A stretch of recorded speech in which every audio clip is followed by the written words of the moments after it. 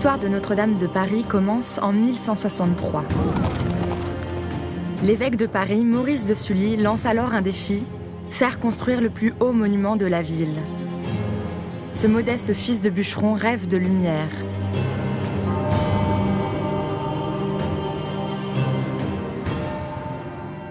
En ce milieu du XIIe siècle, l'architecture romane domine. Avec ses murs épais, ses fenêtres étroites, sa sobriété qui invite au recueillement.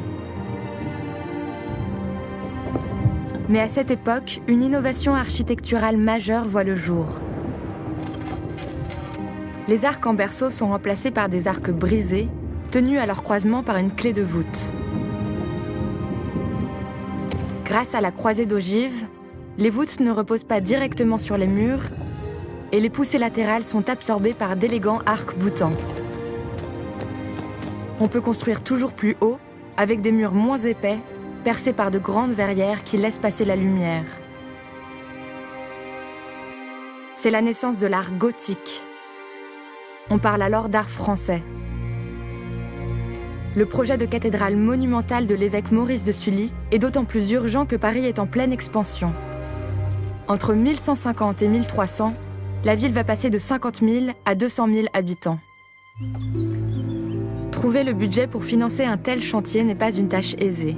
Mais Maurice de Sully peut compter sur le soutien du roi, Louis VII. Le 24 mars 1163, sur l'île de la Cité, la première pierre de Notre-Dame de Paris est bénie par le pape Alexandre III.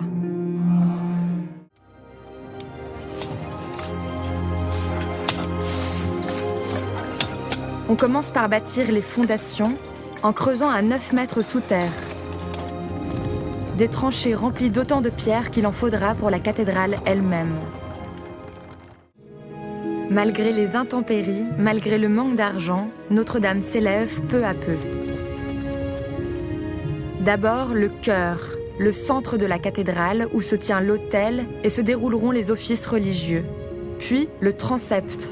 Et enfin, la nef, la partie qui s'étend du chœur jusqu'à l'entrée de la cathédrale et où se tiendront les fidèles.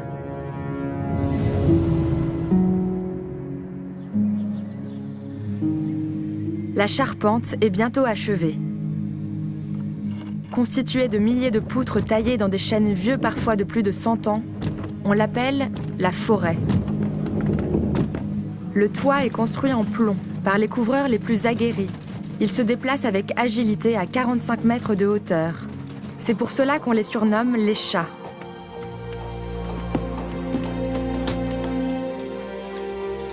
Protégés de la pluie par le toit, les bâtisseurs peuvent s'attaquer à l'opération la plus délicate, la pose des voûtes. D'abord des cintres en bois, puis par-dessus les pierres posées une par une, retenues à leur croisement par une clé de voûte. On retire les cintres et on prie pour que cela tienne.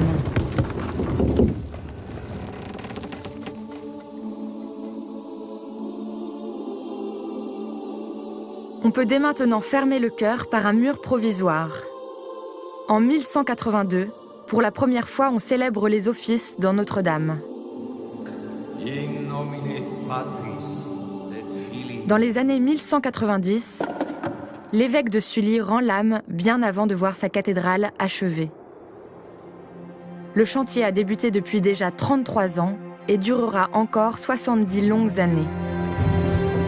Plusieurs générations de bâtisseurs s'apprêtent à reprendre la main sur le chantier. Dans ce Moyen-Âge de lumière et de couleurs, ils ont l'ambition de faire de Notre-Dame de Paris non seulement le plus beau monument de la ville, mais surtout la cathédrale la plus flamboyante d'Occident.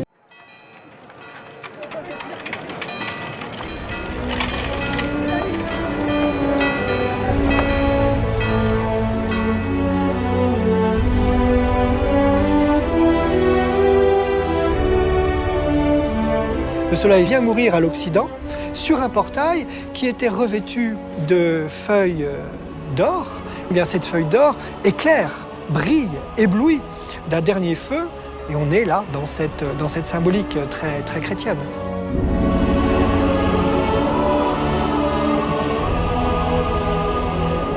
Au milieu du XIIIe siècle, Notre-Dame domine tout Paris. Paris, capitale du royaume, et bientôt ville la plus peuplée de la chrétienté occidentale.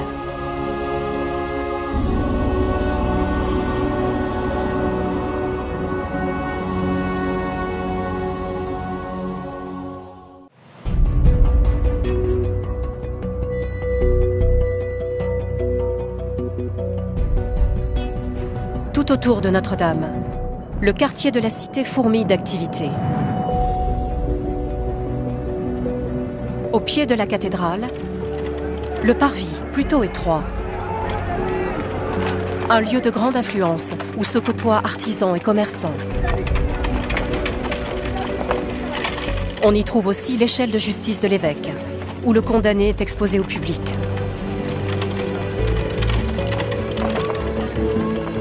Enfin, en face de Notre-Dame, à l'extrémité de l'île de la Cité, voici le Palais Royal, dominé par la flèche de la Sainte-Chapelle.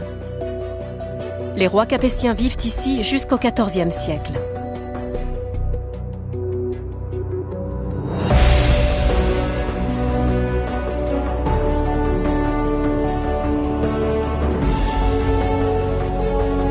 Des rois sacrés dans la cathédrale de Reims et inhumés à la basilique de Saint-Denis. Mais des rois liés à Notre-Dame.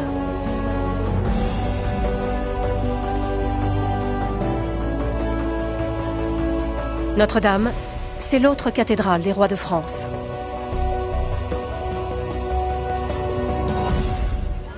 En témoigne sa façade, ornée de cette fameuse galerie des rois, restituée au XIXe siècle. Des rois dont l'identité fait question encore aujourd'hui.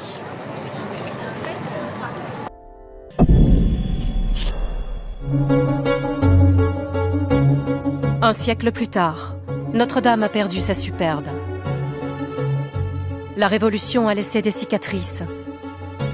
Le temps a eu raison de l'édifice, désormais en piètre état.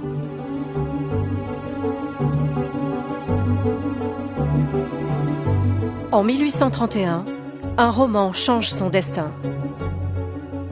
Notre-Dame de Paris de Victor Hugo connaît un succès fulgurant.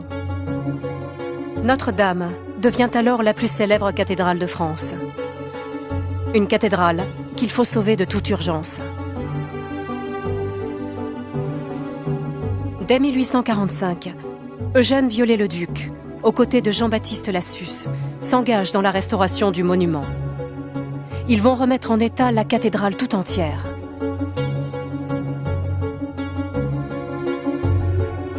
Architecte infatigable, passionné d'archéologie, Viollet-le-Duc revient aux méthodes de construction médiévale pour restaurer les arcs-boutants et la maçonnerie.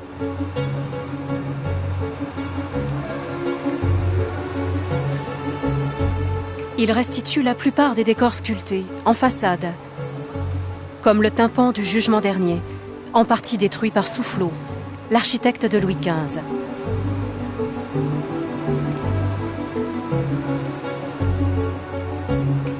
Il recrée les ornements extérieurs, tout comme la majorité des baies vitrées. Viollet-le-Duc invente un bestiaire fantastique, des chimères posées au sommet des tours.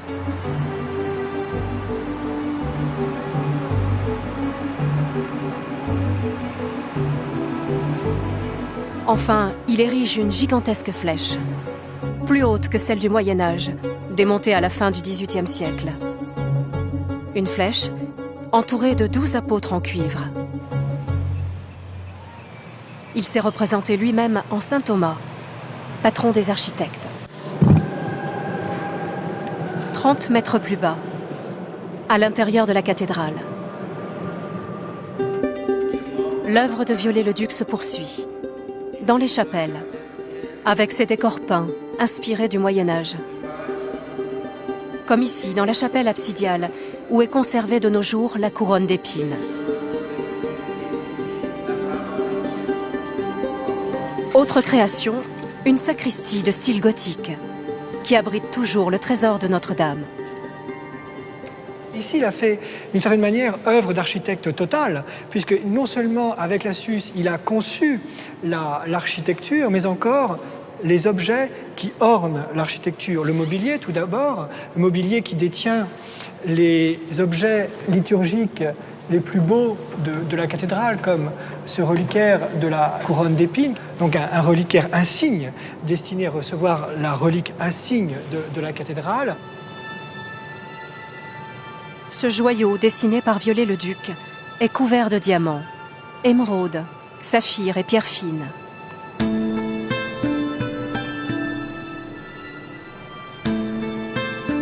Viollet-le-Duc imagine également ce buste reliquaire en argent, un écrin pour les reliques de Saint-Louis, parmi lesquelles cette chemise, attribuée au roi Pieux.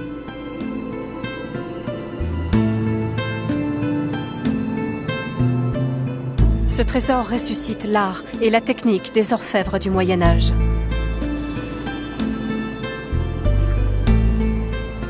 Mais l'architecte invente aussi un mobilier liturgique monumental et original, à l'image de ce lutrin, chef-d'œuvre de l'art néo-gothique.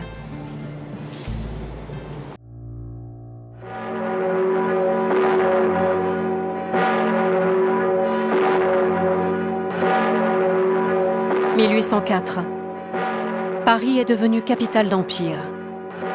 Napoléon décide de célébrer son sacre à Notre-Dame. La cathédrale acquiert un nouveau statut. La cérémonie va se dérouler en deux parties. D'abord, le sacre proprement dit, avec le clergé et la personnalité de Pie VII, parce que Notre-Dame incarne à la fois l'héritage de la monarchie et en même temps l'attachement aux principes religieux et donc à cette monarchie chrétienne que veut refonder Napoléon.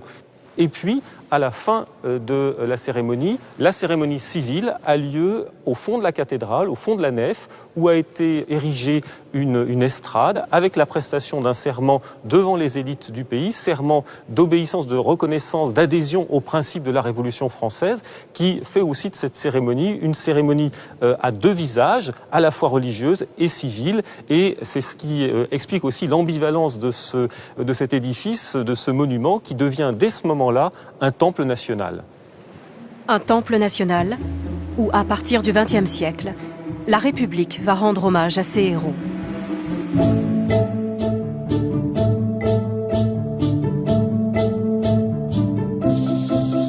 Service religieux solennel pour les combattants de la Première Guerre mondiale.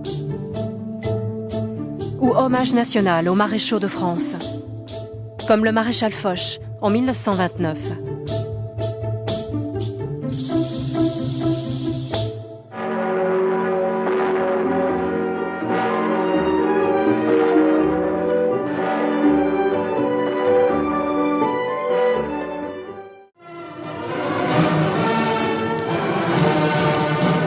Au moment même où le général de Gaulle arrive à Notre-Dame, où va être célébré le Te Deum de la Libération, embusqués sur les toits, quelques tueurs, allemands ou français, mais tous hitlériens, ont tiré sur le peuple de Paris, lâchement, en assassins par pure haine de sa joie.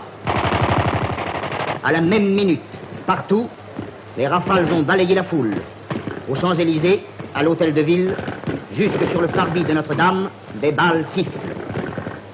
Ce 26 août 1944, la cathédrale est au cœur de l'histoire. Notre-Dame, patrimoine national, mais surtout lieu emblématique pour la République renaissante.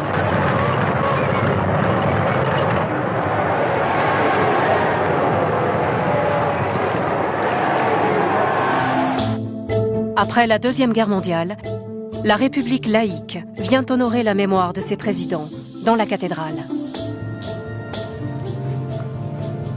C'est avec la Ve République que la tradition monarchique retrouve toutes ses faveurs, avec le choix qui est fait par Pompidou d'organiser une cérémonie nationale en hommage au général de Gaulle le 12 novembre 1970 dans la cathédrale.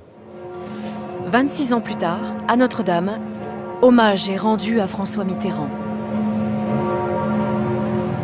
C'est l'événement qui reste le plus ancré dans les mémoires, en janvier 1996, lorsque meurt François Mitterrand, mais avec, dans le cas d'un ancien président d'origine socialiste, la difficulté de savoir si l'on doit organiser une cérémonie religieuse. Et puis finalement, l'État tranche en faveur d'une double cérémonie, François Mitterrand avait dit une messe est possible, et puis finalement cette messe, elle se déroulera à la fois à Jarnac où il sera enterré, et simultanément à Notre-Dame de Paris. Et évidemment, la télévision va amplifier l'impact que peut avoir l'organisation de cette cérémonie à Notre-Dame notamment. Outre les chefs d'État étrangers, venus de tous horizons, se retrouvent à Notre-Dame les membres du gouvernement français, ceux de l'opposition et des citoyens de tout le pays. La République, malgré la séparation de l'Église et de l'État, considère que Notre-Dame est plus qu'un monument religieux. C'est un monument national, c'est un monument qui incarne l'union nationale, et donc il lui paraît tout à fait naturel que ce soit dans ce lieu que soient organisées de grandes cérémonies pour célébrer les victoires, pour célébrer aussi la réconciliation nationale.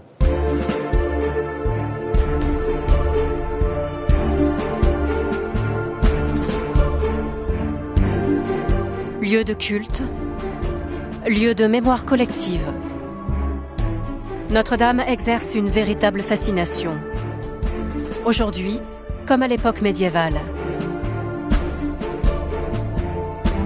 Parce qu'elle a traversé les siècles, au rythme de l'histoire de France. Parce qu'elle est devenue aussi l'un de ses plus beaux emblèmes.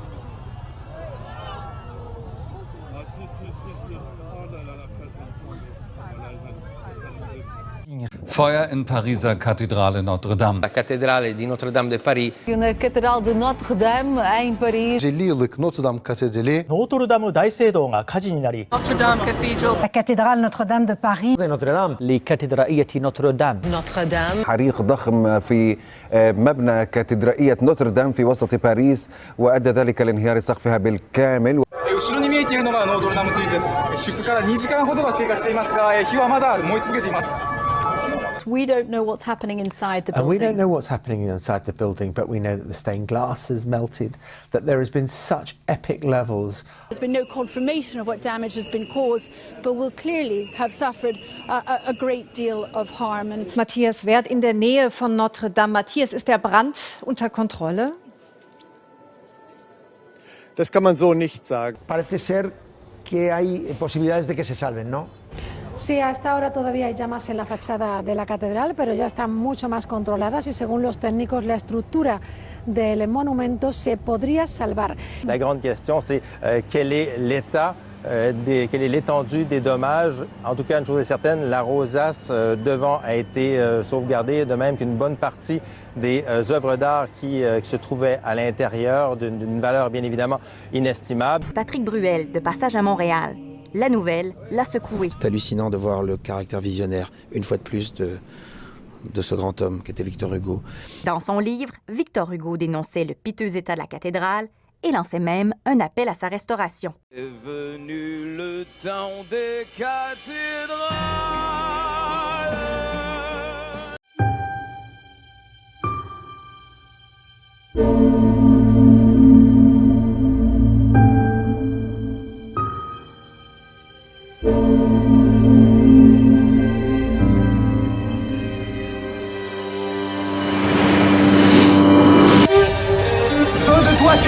Poursuivons reconnaissance.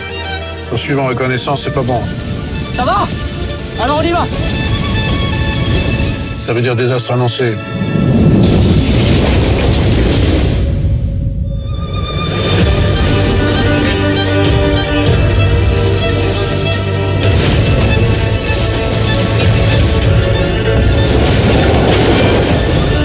Si on peut monter avec quelques gars en haut, je crois qu'on peut y arriver, mon général.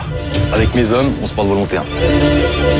On a demandé des dents supplémentaires et du renfort. Il n'y aura pas de renfort.